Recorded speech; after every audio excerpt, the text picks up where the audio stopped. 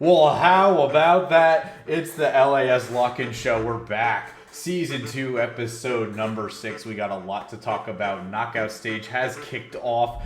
We are going to get right into the meat and potatoes of this episode. I'm joined by Pac as always. How you doing, Pac? Pretty good, dude. I'm very excited for the bracket that we've got coming up, so I definitely want to get into it. But we do have our guest as the top laner for Huskers Black. We will call him Jake for now, but he is the man, the myth, the legend. What's going on, man? How are you doing? Oh, it's going great. How are you guys doing today?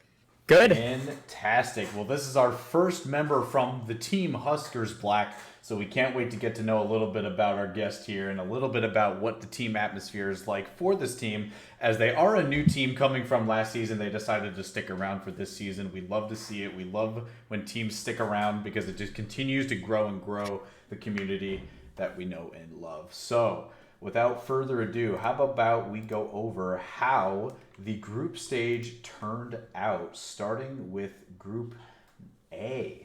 So, right off the bat, we see that COG, Plutus, and Espionage both tied with 3-1. However, COG Plutus did secure the first seed, an unfortunate, but MNG Chaos was unable to find a win in this group. I did watch a few of the games, and they were pretty scrappy. They didn't just roll over. They fought every single one of these games, but they were unable to make it out of these groups. So what do we think about this? So right off the bat, no surprise that Espionage is going 3-1. I think that they were definitely one of the teams to watch within this group, but at the same time, COG Plutus had such a run within their respective group that they were also one of the dark horses right underneath their tail. But the surprise to me is the 0-4 MNG Chaos, because they were able to come out on top when it comes to the second place for their division, their respective division, right before this grand tournament. But at the same time, Espionage and Plutus obviously looked very, very good within this group. So that's pretty much it for me. What do you think, Jake? Were you expecting Espionage and Plutus to make it out? Oh, yes. I thought everyone had an equal chance, though. Don't get me wrong. It was really fun to watch the games too, because they looked like they were hard fought by each side. Mm-hmm.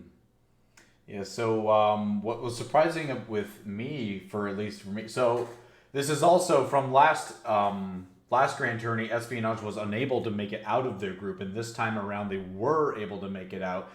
First seed or not, they did make it out, so props to them. They did make it out. Now, I thought they were going to get the first seed, but COG Plutus was able to turn the tables on them a little bit and actually steal that first seed away from them. I wasn't expecting that, but when it comes to skill, I think these teams are both pretty evenly matched, and MNG Chaos was just unfortunately caught in the fray between these two teams. For sure.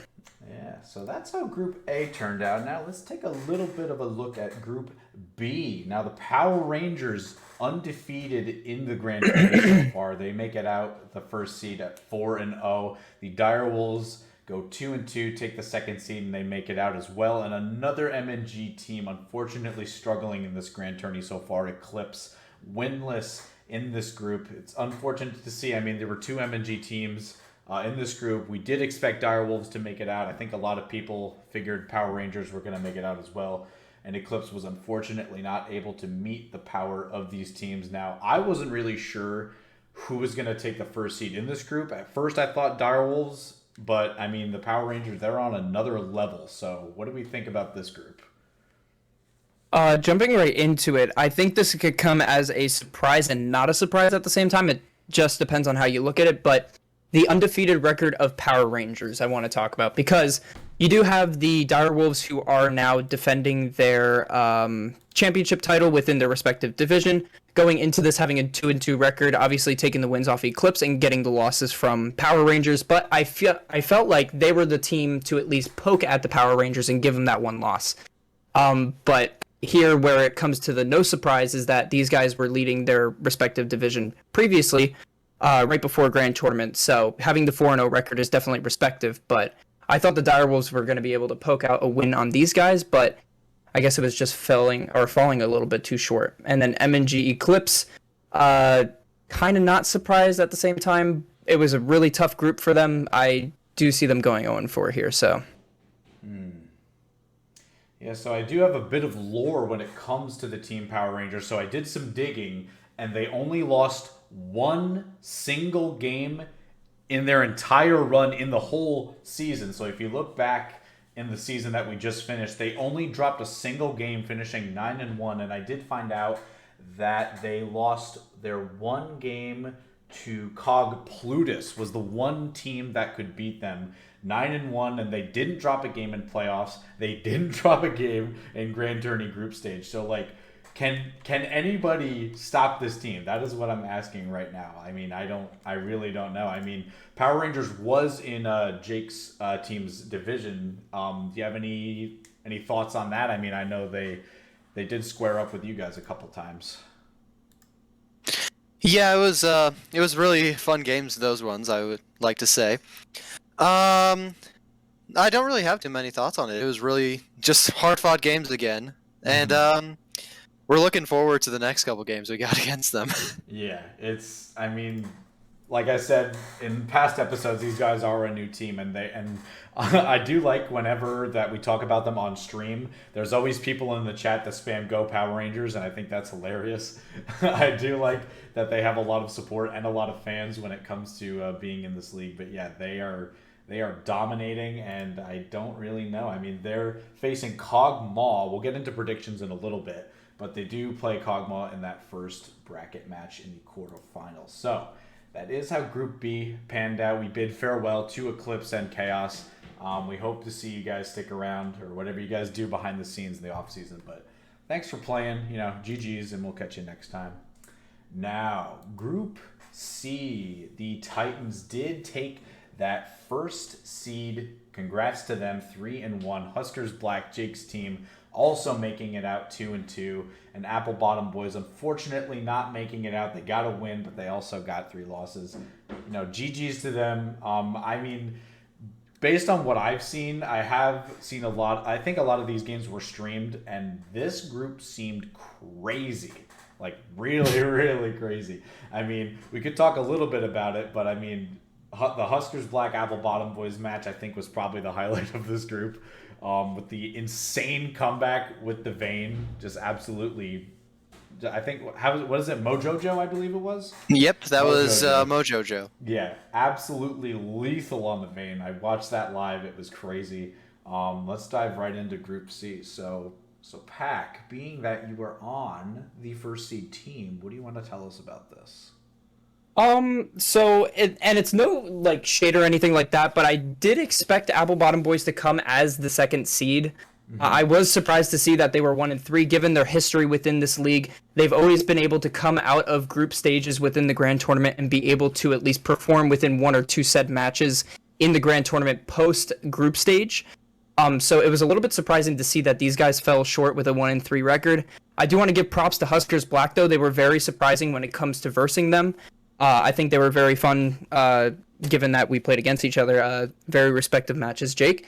But this was such a fun group to play in. This was one of the most fun within grand tournament groups that I've had to date, and I've been in the LAS for the past 3 seasons now.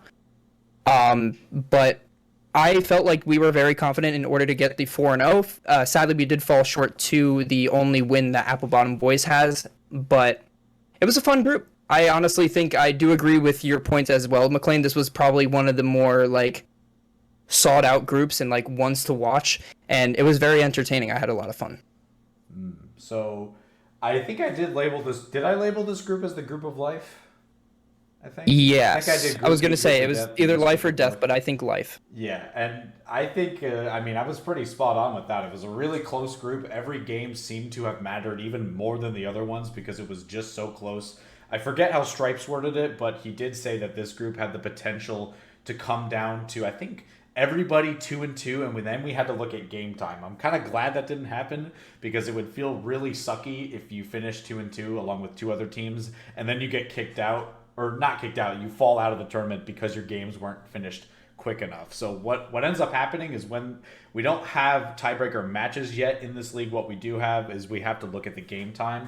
Whoever finishes their game sooner in comparison to the other team that they tied with is the one that moves on. And it would have been pretty crazy if all teams finished 2-2 in this group. So, Yeah, and we were actually, funny part is we were actually predicting this, just in case.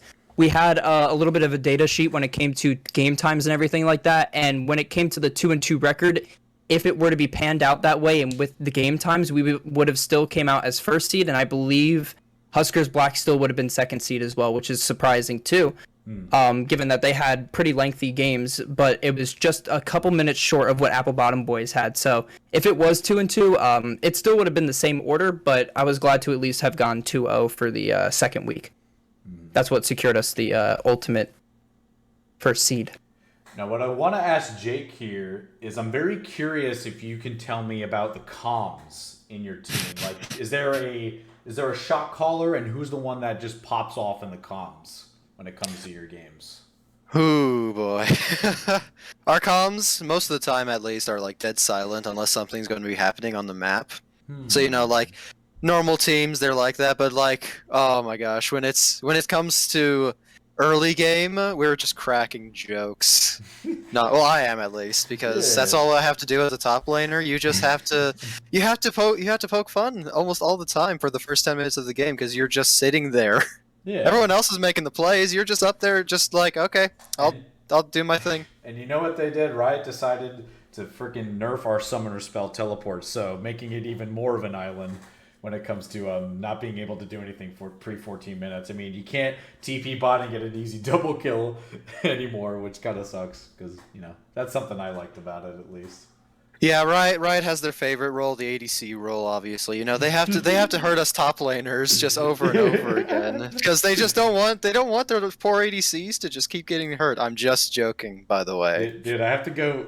I have to go ignite flash a lot, dude. I feel gross doing that. I know, right? I feel like I don't like that. I want to have my teleport so I can feel like I can give something, but no, I have to kill people, and I don't want to do that. You have to wait 14 minutes, dude. Exactly. All right, so that's Group C. We're going to touch on the final group here in Group D. Team Empire Gaming making it out 4-0, Kog'Maw 2-2, also making it out, and RAR 0-4. Now, we have a bit to talk about in this group, as this group was prone to a lot of FFs, a lot of unfortunate FFs. Team Empire Gaming got 4 wins from FFs. That kind of sucked to see. I mean, I don't know what happened with RAR. They just couldn't get it together to play any games in this. I mean, it was just a mess. I mean, my hot take was Team Empire Gaming was going to make it to the finals and defend their title, but I didn't think it was going to happen like this. I mean, they still have a long ways to go through the knockout stage, but I don't really know if there's a lot to talk about this group, because I don't think a single game was played, right? I'm pretty sure it was all forfeits. Right. That is correct. Yeah, only because RAR obviously having the 0-4, giving Kog'Maw the 2-2 because they had to play up against Empire, and Empire still had to accept some FFs. I'm pretty sure from Cog. Yeah. So yeah, there's not too much, sadly. Yeah, I mean, that's kind of all we can say. I mean, it's nice to see that Team Empire made it out of their group, and a win is a win. But getting 4, I mean, they haven't even played in Grand Tourney yet. Like, their first matches that they're going to play is in the knockout stage. So, I mean, you made it out. I mean, you can't really complain about that. It sucks, but, this was the group of FFs this time around. So, with RAR falling out, I don't know what happened with them. Kog'Maw, I believe, had a few rank requirement problems that they seem to have ironed out. I do believe they're going to be good for knockout stage, but they made it out too, so is what it is. We keep going. All right, now with that said, we are going to talk a little bit about the knockout stage. Groups is over. I do like calling this the Elite 8. I think it sounds kind of neat. These, out of all the teams in the season that we just finished, these are all the remaining 8 that have stood above the test of time. And we are going to talk about the first matchup. Conveniently, Jake's team is up against Cog Plutus. Now, I'm not really. I mean, are you afraid of these guys at all? I mean, they're pretty good, but you think you guys can get past them? And this is best of 3 now. These are no more one and dones. Well, I want them to be really fun games. I don't want to have like complete stomps on either sides, because then it just it feels so bad. Like even if you do a complete stomp of one team, you just want to Yeah. have games that play out. So I don't Yeah. I don't want to say I'm rooting for them or me. I want to say I'm rooting for both of us to win because then it'll Yeah. make it interesting. Yeah, there you go. That's respectable. What do you think, Pac? We gonna do Yeah, honestly, semi predictions here? I think this is one of the more evenly matched pairs, I should say. When you look at other ones, you're probably able to give a definitive answer as to who you believe would win. But with these two guys, they're very good. They're willing to show up and everything like that. I know Huskers Black does have an excellent performance when it comes to the game. So to have that go head to head with Cog Plutus is definitely something to see, considering they're, I'm pretty sure, defending their preseason title, right? Cog Plutus, yes, they are the Yeah. preseason champions. So, I mean, I don't think it'll be a Grand Slam. I think a Grand Slam is when you win your division, preseason, and Grand Tourney, if I'm not mistaken. So, Right. I mean, this would be the second banner that they raise, which would be pretty cool. But, I mean, they have to get past Huskers Black first. I mean, it's gonna be close. I mean, like Jake said, it is nice to want both teams to win. That's it's very sportsmanlike. You kind of enjoy the games more when it comes to that. When teams are like, "Oh, I'm gonna crush you. I'm gonna." I mean, banter is banter, but it's good to go into a match like this with the hopes and that not feeling too bad if you were to not make it out. So, Right. I mean, I don't really know who to call here because. I mean, Apple Bottom Boys put Huskers to the test that other week, and Huskers came out on top of that. I mean, I don't know. I think regardless of the result, I think it will be a 3-game series. Yeah, And that's in a good way. That's like in a respective way. It's not like Yeah. somebody's just going to take the lead away from someone just because they let one limit test game slip. I think this will be a battle. 110%. We're going to Now- aim to make it interesting for you guys. Don't worry. yes. You all can do your own things in your games. We're going to make it interesting for you guys. You got it. Now, small question for both of you. Here's something I just thought of. What do you think feels better, 2-0ing your opponent or winning after 3 games? What do you think's more What do you think is more satisfying? I would say 2-0 because you 2-0. just get it done. It depends on when you lose within a 3-game series. If it's the Yeah. first game, I would argue differently, where you lose the first game, come back to 2. Yeah. Otherwise, if it's a win-loss-win, that feels terrible. I think that's just like you let your guard down within the second game, and then you pick up the sticks in the third game. But I would have to argue the 2-0 would be a lot better of a feeling. Yeah. I say the 3 games because the first game you'll have a win, the second game you'll have a loss, like you say, and then the third game everyone's going in with everything they got because you know that last game is going to handle It's it. going to be With a the banger. Yeah, exactly. Because with the 2-0, yeah, it's one and done. You're done. With the 3 games, the first game, let's say you lose and then you win the second game, you're going in and you're like, okay, this is it. We're going straight forward. It's going to be a straight shot. We have to win this. And then both sides, instead of it being, oh, we're going to stomp them, it's going to be, let's just play the game. We're going to play it out. We're going to try our best on both sides. And that's just more fun to me because you don't want to play against people that are just salty at you the entire time for picking something awful. You want to play the game where you can say, I had fun playing against my enemy. Right. Right, yeah. Respectable. So my answer is I'm also going to go with the 3 games. Now, I think if you lose the first game and you win the next 2 is the most satisfying because Oh, yeah. Momentum is very real when it comes to League, and even though we don't have 5-game series where we can't like do a huge reverse sweep, if you lose the first game and win the next, it's how do I put it? So like if you win the second game and that you have the ball is in your court essentially, you have momentum, and then it puts the other team against the wall in a way. So as far as most satisfying, I think if you lose the first game and then take the next 2, I think that's got to feel pretty nice. So that is the first round of the quarterfinals. Now we get to talk about Kog'Maw going against the behemoth known as the Power Rangers. What in the world is going to happen here? Kog'Maw is up against a massive opponent, the Power Rangers, dropping only 1 game the whole way through. Is this going to be a 2-0, or is Kog'Maw going to pull off the unthinkable and destroy the Power Rangers here? If I were to say anything, I believe Kog'Maw will give Power Rangers a loss within this series no matter what. This will be a 3-game series. Mm-hmm. I don't think it's going to be a 2-0 Maw, but I think it might just be the back and forth. We were talking about the win-loss-win for Maw or win-loss-win for Rangers. Right. But I don't think it's going to be a clean sweep for either team because Kog'Maw is one of those teams within the Masters division that was able to show up and be able to perform over other teams in the past. And Power Rangers obviously coming off of their only loss being all the way back weeks and weeks ago. Yep. So you never know with this team. They might have the momentum to keep going, but at the same time, Maul has the brakes to stop the train. So. Yeah. What do you think, Jake? Is Power Rangers just going to roll them over, or is Kog'Maw going to pull off a massive upset here? I kind of agree with Pac on, like, they'll probably give them one loss, but then Power Rangers will come up on top. My only hope for the game is I'll see some mechs coming from Power Rangers, because that's the whole point of the Power Rangers. You're supposed to form Voltron. So maybe, that's all I'm hoping for. I want to see Yeah. I want to see some Skinergy out on both sides. It's just the games can go either way. I want some Skinergy, boys. So maybe some Mecha Kha'Zix, maybe Oh, would a Super Galaxy Rumble be a good choice? Oh, that would be great. Let's put that in. Yeah. We'll have the Mecha Malphite, for the jungle. Even if it's not meta with the skin that you're on per champ, just go it.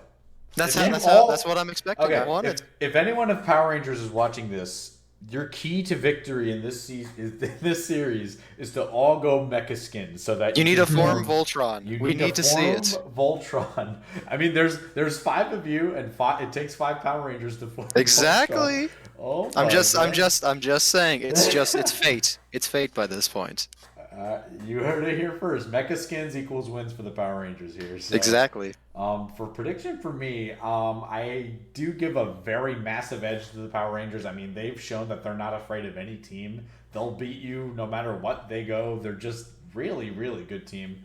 Kog'Maw, I mean, the only way I see them winning this is if they rebound from their group stage, because there was, a couple roster problems that I have noticed, and if they can just really, really bring it to them, 3-game series, but I do think the Power Rangers are going to come on top, because it doesn't seem like many teams in this league can go toe-to-toe with these guys, especially if they go mecha skins, like we've said.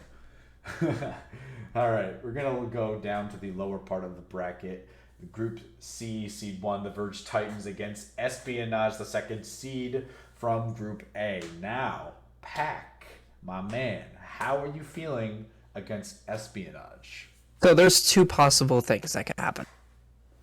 Us as the Titans, we like to do something called limit testing. Yeah. And that's always within our first game. Mm-hmm. So, if the limit test works, we 2-0. If the limit test does not work, we 2-1 and lose the first game. And that's how I feel about it. But I'm more confident in the 2-0 side of us beating Espionage, but this is also one of those teams that are defending their preseason runner-up title, which is always a title in my book. Like, if you're second place, you're up there. It's something to look at. So they also won their division. Yeah, Masters exactly. Division. So yeah. Mm-hmm. Now I think they're going to be able to do something. Now, I don't want to jump ahead too far, but this is just, if it happens, it happens. If Espionage beat you guys and Direwolves beat Team Empire Gaming, we get a rematch of the Masters Division. Now, is that going to happen? I don't know. I mean, Titans are going to have to put a stop to them. But, Espionage, you definitely don't want to count them out. They have a lot of tricks up their sleeve. I mean, the one game I'll never forget, I think it was the first game of our season again. I think our first game was against Espionage, and they went... I don't remember the comp, but I know that Yuki, their mid, went Seraphine, and they had a bot Tristana, and and a jungle Gwen, and it was an absolute nightmare to play against. So, I mean, you might want to do some research with bans for these guys, because those are definitely power picks for them. Like, they definitely like that kind of composition that I've seen, and your Jinx, your Jinx, Mark, what's up, man? On Gwen is lethal, so it's gonna be a bloodbath. I do want to give a slight edge to you guys, no org bias. I just think that the Titans have a little more momentum. I mean, you guys clinched the first seed. They had the first seed, but then choked a little bit and got the second seed. And seeding doesn't always matter, but it gives you an advantage, and I do think that it's going to be a bit close, and I think that the Titans can do it. 3 games though. There's no way this is a 2-0 for any of them. I do think it's going to be close. Real quick, before we let Jake put his input in, to reference that team comp, I actually just pulled it up. Oh yeah. They went Shen top, Gwen jungle, Seraphine mid, and Tristana blitzcrank bot. Oh yeah, that's why it was horrible. Yeah. Oh my god. And it was a 10-4 Gwen, 5-1 Seraphine, and 8-3 Tristana. So that was probably the stomp you're talking about. Yeah, we got treated like a Goomba that game. That was I remember it completely. We A-rammed top a little bit. Like, I don't know what, I think we were trying to hold, I don't know if they had Rift Herald or not. I'll have to look at like a VOD or something, but we were blue side, they were red side. They took our top. I think they had Herald, and they were trying to get the second one, and we were just literally A-ramming for I think 6 minutes because we didn't want to give all our towers, and they were trying to get another charge on the Herald. But they had so many tools to just shred us because, I mean, when Gwen pops the W and has like so much buffs coming from the Seraphine, it's ridiculous. So yeah, that's going to be a spicy matchup. Now, Jake, do you have any thoughts on this as to who? I'm excited to watch the game, so I know what to ban when I have to face them again.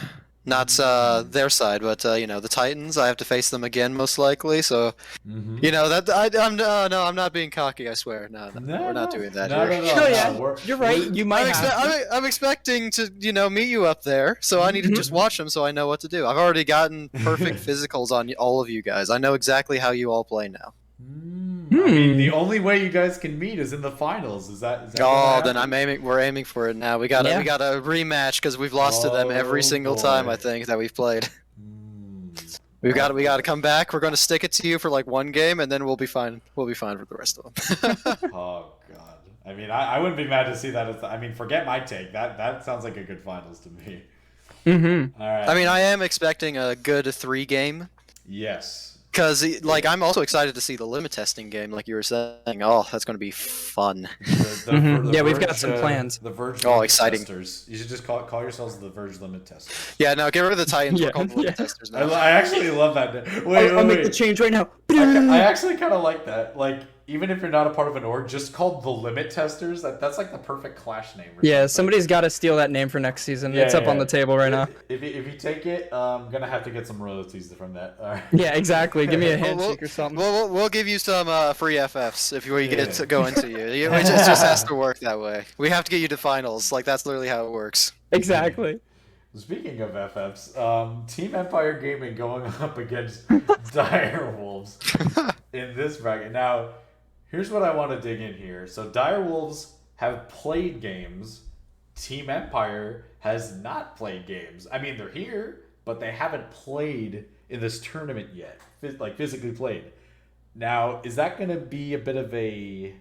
Is that going to heed their performance a little bit? You think they're... Because some people would argue the more game... I think this is like a discussion with like Pro League when it comes to like lower bracket runs. You play more games there. And some people... I think there was a crazy statistic where it was a very high percentage where if a team came from the lower bracket, they almost always won the whole thing. Now, that's a huge rabbit hole that we would have to get into. But...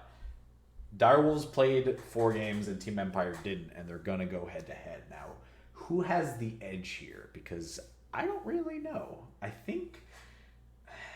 mean, my hot take is Team Empire makes it all the way. I'm not going to predict that they... I mean, I don't know. Who wants to take this? Because I don't really know. It's tough. I am going to say that... Instead of them not playing, harming them, I'm going to say it helped them because then they had more weeks to practice, It's not like practicing in the tournament, they're practicing outside of the tournament, which gives them more of an edge. Yeah, that's what I'm going to say they did. I hear you. That's my little belief right there. That's my can't think of the word, that's I'll stop myself midway. Before I embarrass myself, I can't think of English. It's not, obviously, as an American, I don't speak English. I only speak Fredonian. Yeah. Who needs English? We're fine. Pac, what do you think? Honestly, he kind of touched up on the point that I was going to make. These guys were able to probably do Clash not Saturday, but also Sunday, which is exactly when we were all playing some of the group matches. So I think they were able to probably crank out some of those Clash matches and get some practice offline, but it's a matter of them applying that into the Direwolves, which is another tough echelon to step over. So if I were to make a prediction, though, I would say this, it can go one of two ways. I think Direwolves can stomp, given that they are in team practice, they've been doing the group stage, they've been getting coaching help and everything like that, and able to apply it into their games, and it's clearly being able to be seen throughout all of their history. But at the same time, Team Empire Gaming is one of those dark horses that you just have to watch out for the Stampede, because these guys are going to be able to pull out some stuff, maybe even on the Direwolves in this case, that we haven't seen before, because, you know, they haven't been able to play. But I'd say 2-0 Direwolves or 2-1 Direwolves with Empire taking the second game. All right, I'm going to now I don't say full send a lot, but I'm going to full send my hot take. I'm going to stoke the fire here, all right? I'm putting coals in the train engine. Team Empire Gaming are going to refine their strength in the fact that they won last Grand Tourney. They're going to be like, hey, wait a minute, guys. We won last time around.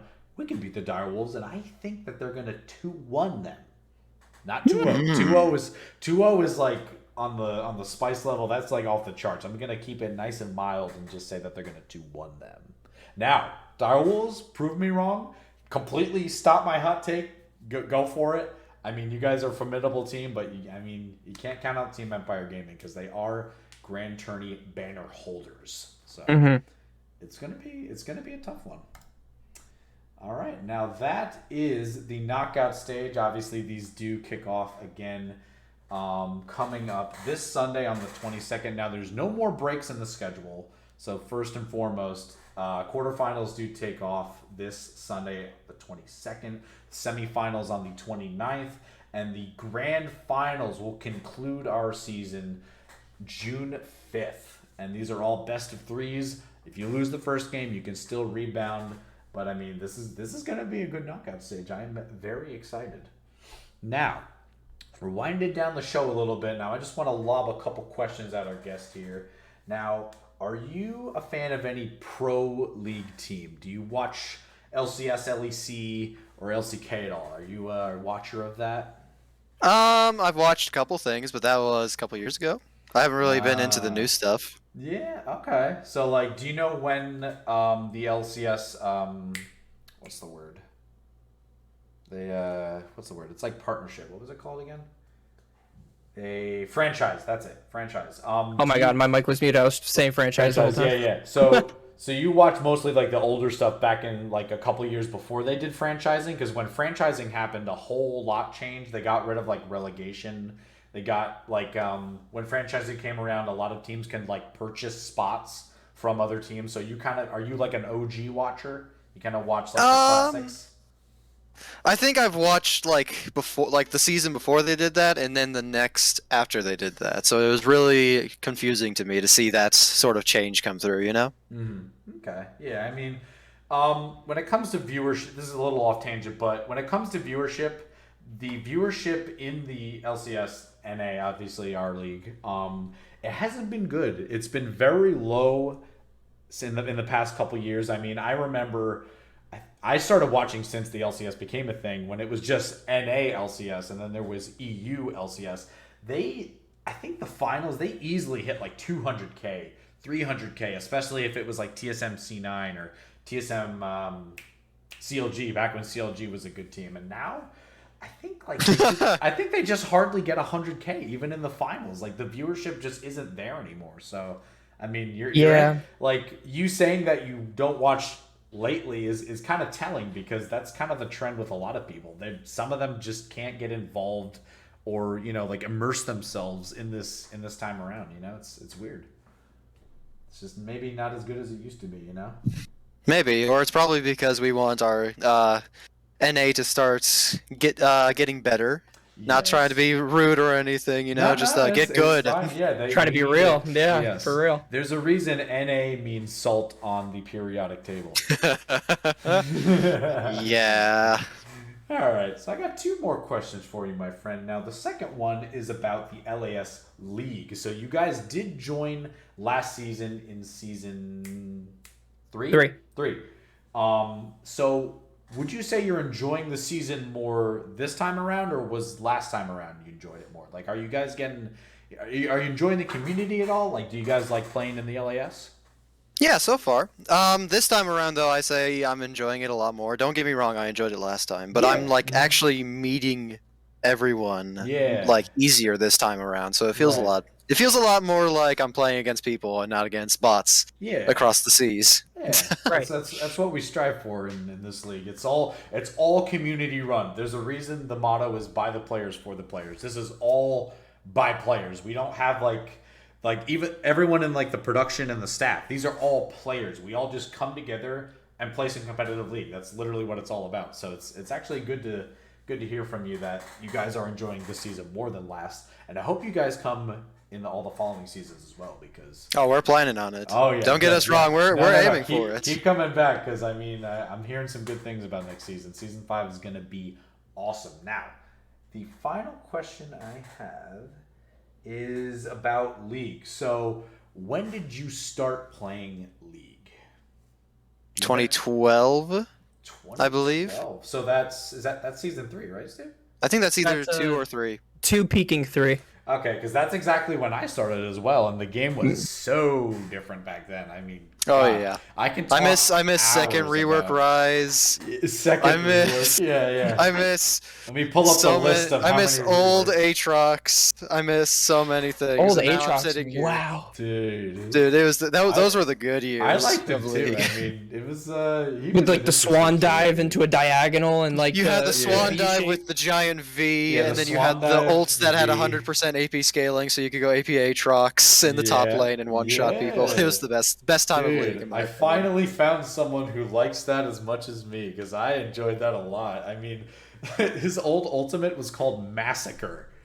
Yeah. Now it's called World Ender. Both are really cool, but he was so different back then, and he was, he was crazy. Like, you would what would you max? I think a lot of people would max E, right? I always max W. Yeah, I would. Because it was you got so much healing. Yeah. You got so much damage. It was just so worth it just to max W. And that was back when Lethal Tempo was like just starting, but that was before they reworked him. I think it was the runes was after they reworked him. Yeah. And like it was so fun to have Lethal Tempo on him, because I would get 5.0 attack speed in the middle of team fights with my R giving me so much range. So it would just I would just slice and dice through everyone. It was so good. That's a Renekton thing, but that's not I'm gonna steal it for Aatrox. Yeah, dude. I think it's so crazy how you like that as much as I do, because it was good times, man. I mean, getting Brutalizer first. And then old Bork, so you would literally just Q onto someone, they would like knock up, and then you would just cast your ult and just absolutely rip them up. Those were good times. Back when you had to always buy a chalice for every mage ever. Yeah. Because you would never have enough mana whatsoever, even if you took tier. Oh. Right. Yeah. Those are weird times, man. It was in my opinion, it was a good time to start for those who haven't started like since beta and stuff like that. It was the game was just, it was feeling itself a little bit. It was growing its legs. It was a very young game back then, and so different, like with the old music, the old rift. I can go on and on about it, but you didn't have the wall of text champions you have today. You had like probably a paragraph long of abilities and how they work together. And nowadays you see, like here for example, you look at Samira, what is that, 1,000 words on just one champion kits? Compare it to Nasus, which is like one of the originals, and he has like, and his passive is lifesteal, that's it. Yeah, his passive is lifesteal, that's all you got. And that like champions back then, they were so much more simple. And I miss those days so much, because nowadays you get the new champions like Renata, where I'm going to make you die but not die, and I'm going to make you fight each other, and not at the same time. Oh, hey, guess what? I can shield around me and over there. I'm going to stun you, and I'm going to throw you against the wall or someone else. And we're just going to call it good there. Die and not die. Yeah, exactly. That's how it works. You're dead. Oh no, wait, you're now Scion. Yeah. Go ham. Quick shout out to Old Warwick and how horrifying it was when he just blinked onto the top of you. Points, Oh, yeah, and just points suppressing you. click R. Point click R, point click Q. His W was what? Attack speed still, and then his E was something. I don't remember. I don't even remember his E. That was a fun time because that was back like Devourer meta. That was the best time because you would like just some you get blood apply. Devourer and then you'd press R and then they were dead because as soon as you smote them, they're dead. Yeah, I'm looking Yeah, I'm and it was gonna the look up silence, too. They Old couldn't do Warwick shit. Kit real quick. Let's And his see. Q, oh, that thing was amazing. I like his Q now. Don't get me wrong. So It's so much fun to attach to an Ezreal and fly halfway across the map with him. So Yeah. his W gave him the bonus movement speed. And you can also do it to nearby allies. I remember that. That's right. Oh, yeah, E- and waves of his minions. E was called Blood Scent, and it I knew says it. He gained I knew sight it. of all Too nearby enemy champions below 50%, and alerting them to his presence. And he gained. Oh, that's his W bonus passive movement now. Speed. Yeah, Mhm. yeah. And then his R was called Infinite Duress. When it literally says Warwick blinks to the front of the enemy champion and just starts mauling them. Scratches like, the shit out of dude, him. I love Yep. that. Oh god. All right. Well, we're going to be winding down the show here, but first and foremost, we want to remind you guys that the conclusion is coming. The quarterfinals start this Sunday. We're going to keep the ball rolling. Like I said, no more breaks. There's going to be semifinals on the 29th, and on the 5th of June, we conclude our season with the grand finals. I can't wait to see who makes it. It's going to be a lot of fun. Now, remember, be there at 8 o'clock for the quarterfinals this Sunday. And with that said, that is going to be it. So thank you for watching. We enjoyed spending our time with you guys. Everyone who watched, thank you very much. Everyone chatting in the videos, everyone, sharing the, do whatever you did. Thank you. It's fun to make these.